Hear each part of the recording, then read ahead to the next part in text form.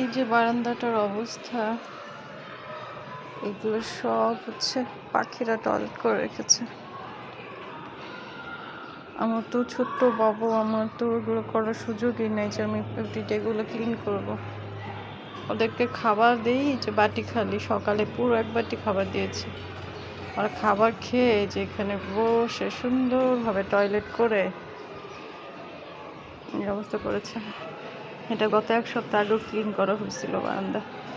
এখন এই ঠান্ডার মধ্যে তো প্রতিদিন ক্লিন করা সম্ভবও না। আমি তো পানি কোনো কিছু করি না, কারণ আমার ছোট্ট বাবু। আমি ভাবছিলাম যে ওদেরকে খাবার দেওয়া বন্ধ করে দিব, একবার ভাবছি যে না দিব না, যেহেতু এত নোংরা হয় পারছি না। ছোট বাচ্চা নিয়ে আমার এগুলো ক্লিন রাখা সম্ভব হচ্ছে না, কিন্তু মায়া লাগে। যেদিন একদিন খাবার দেই নেই, একদম সবাই এসে এখানে ডাকাডাকি করছে, 5-7 জন 10 জন করে চলে আসে। কিন্তু পুরো বারান্দা একবারে নোংরা, দাঁড়ানোর মতো অবস্থা নেই। পরে আমার খুব মায়া লাগে, আমি কী করবো। পরে এখন আবার খাবার রেগুলার দিচ্ছি, এই অবস্থায় আছে আর কি।